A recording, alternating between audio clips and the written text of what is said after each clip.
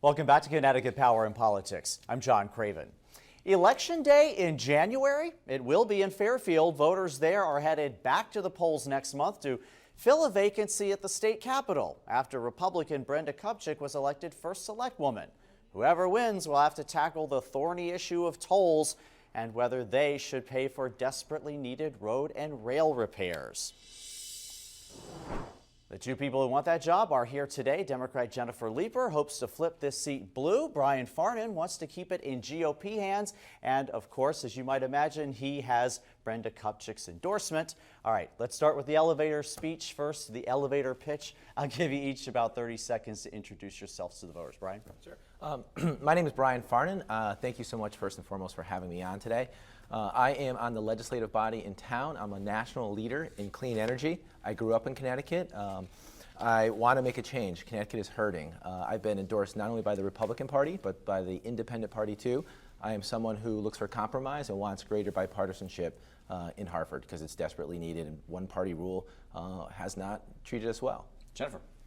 I'm Jennifer Leeper. Thanks, John, for having us on today. So I come from a background, family deeply rooted in public service. My brother chose to do that by joining the military, and I chose to do that by pursuing a master's in public policy and working for the Connecticut State Department of Ed to ensure all of our children have a high-quality education, because that is the mechanism in our society for social mobility. And I then was elected townwide in Fairfield on our Board of Education to continue to serve our community in Fairfield. And I hope to make this the next step to continue to serve in a broader range of issues. Okay, as much as we'd love to talk about schools, we've got to address the white elephant in the room first. That is tolls. This is going to come up in a special session sometime about when your election takes place. So where do you stand on it? I think everyone can agree we've got to do something. It makes no sense that our commuters spend 40 more minutes a day on the train today than they did 20 years ago. That's 40 minutes people could be spending with their families, and instead they're on trains with no service. They can't even do work while they're on the train. And I think what the Democrats are saying is we've got to do something rather than nothing. Brian? Well, we all agree that something needs to be done. I don't think Hartford could be trusted with doing tolls. I think the idea of doing just trucks is a gimmick, because then soon we're going to have car tolls.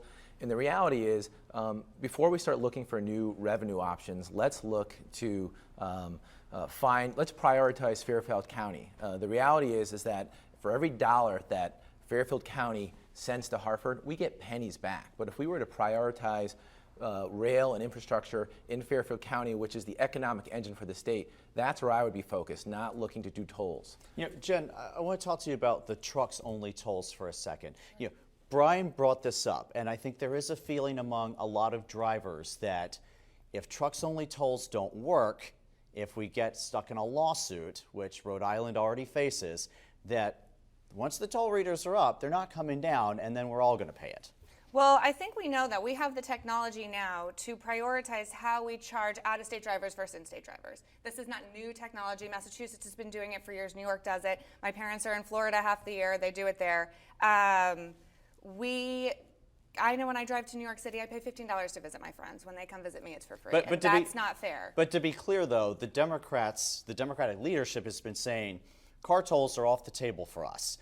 That's the promise they're making to drivers. Can you assure people that that's what's going to happen, even if we get sued?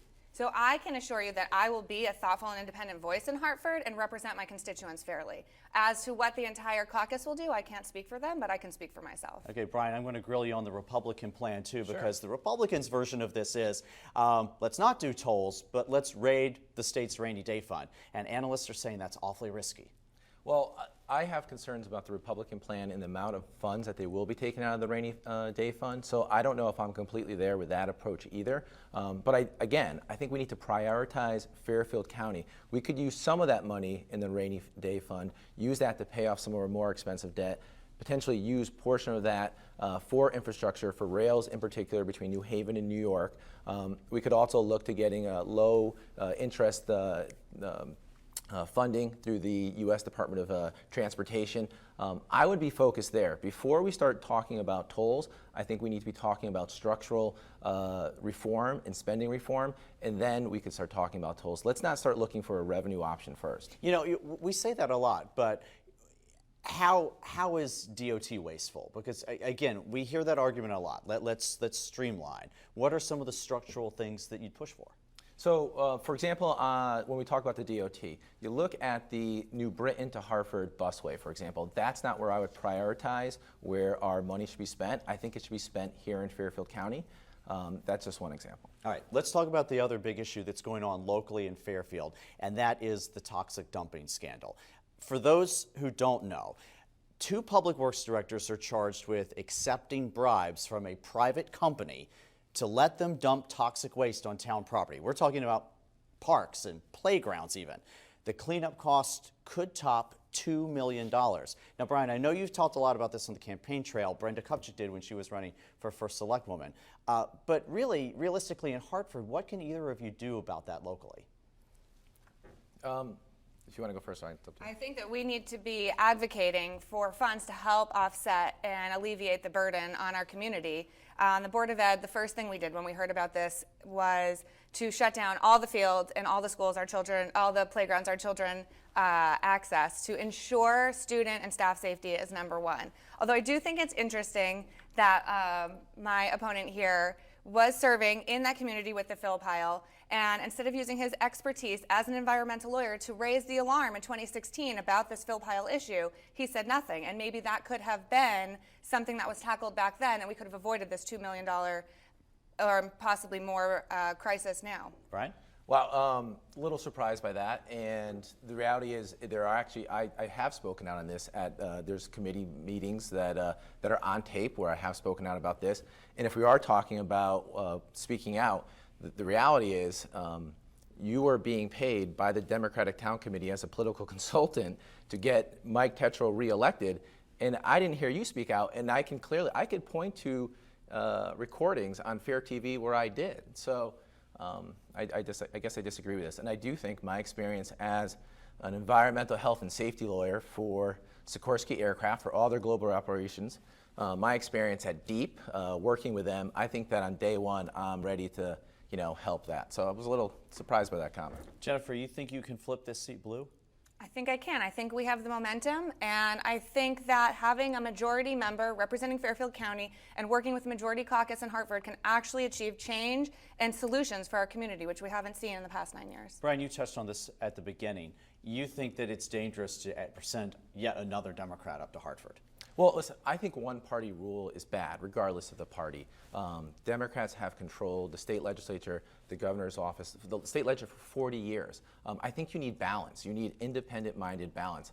I work in clean energy as a Republican. I work with people from different political spectrums every day, and I think that allows me to work across the aisle to get solutions, because right now, without any balance and one-party rule, it has not treated Connecticut well. I mean, we lag other states in pretty much every economic indicator. You look at our unfunded pension liabilities. These are long-term structural problems because you have one-party rule. You need balance. All right. Fairfield voters have a lot to choose from. They vote on January 14th. Yes. Thank you so much for coming today, you guys.